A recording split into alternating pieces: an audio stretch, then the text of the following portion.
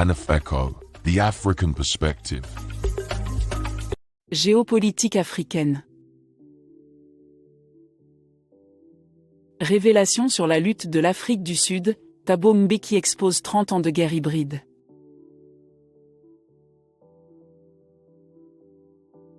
Deuxième partie, la destruction de la colonne vertébrale d'une nation. L'assaut de Jacob Zuma contre les services fiscaux. Dans cette séquence révélatrice, nous expliquons comment l'ancien président Jacob Zuma et son gouvernement corrompu ont systématiquement démantelé les services fiscaux sud-africains, mettant en péril la stabilité financière du pays. Il y avait eu une période pendant laquelle le fisc sud-africain se surpassait en termes de recouvrement. Les prévisions indiquaient toujours que SARS allait collecter 1 milliard de rentes durant l'année. À la fin de l'année financière, c'est plus d'1 milliard. Il en a été ainsi pendant plusieurs années. Puis, au cours du deuxième âge, la situation s'est inversée. SARS a commencé à être moins performant.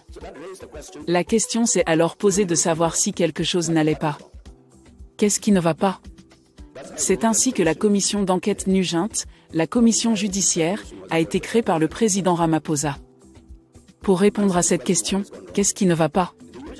La commission Nugent affirme, et je résume évidemment, que certaines personnes ont pris la décision de détruire l'institution.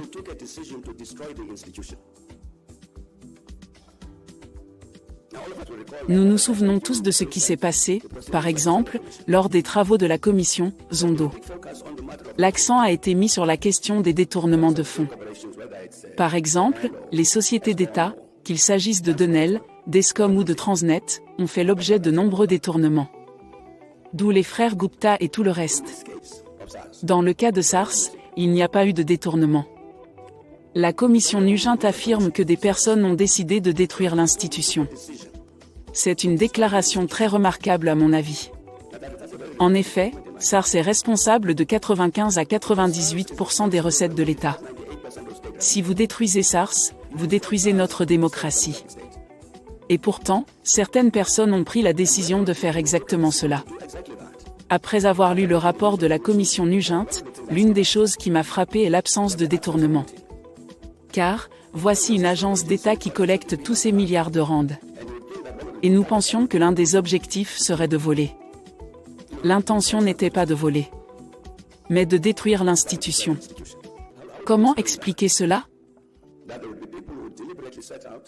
Qu'il y ait des gens qui cherchaient délibérément à obtenir un tel résultat. Il s'agit manifestement de personnes hostiles à l'existence même de notre démocratie. Ils ne veulent pas qu'on progresse. Donc ils interviennent. Si nous supprimons ces revenus, l'État ne pourra pas réussir. Je dis qu'il doit s'agir de personnes qui n'aimaient pas notre démocratie. Et qui voulaient autre chose.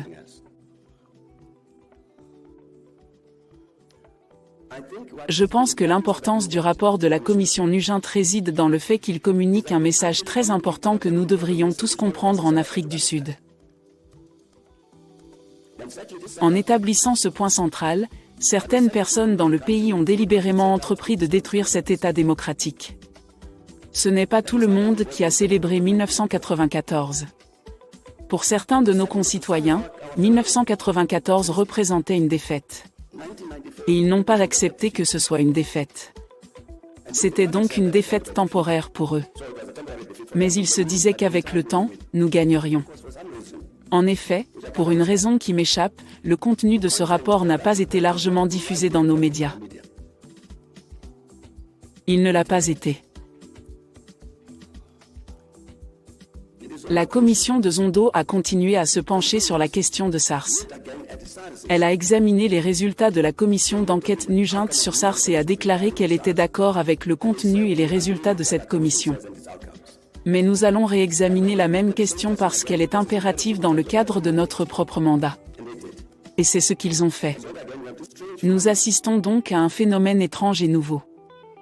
Permettez-moi de clarifier les choses, ce que je dis maintenant à propos de ce que rapporte la commission de Zondo, sur les responsables de cette tentative de destruction de SARS, incluait le président de la République.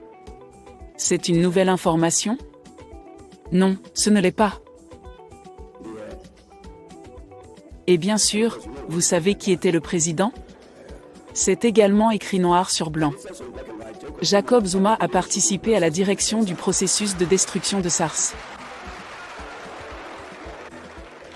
Le président de la République d'Afrique du Sud a donc participé à un processus visant à détruire l'institution qui lui donne les moyens de gouverner. Voilà le genre de contradiction. Cette contradiction soulève à nouveau une question. Qui en fait est ce président? Car il n'est pas possible de résoudre la quadrature du cercle en affirmant que le président de la République d'Afrique du Sud agit pour détruire le service public sud-africain. Soit la commission de Zondo a tout faux, soit vous avez affaire à quelqu'un qui est faux.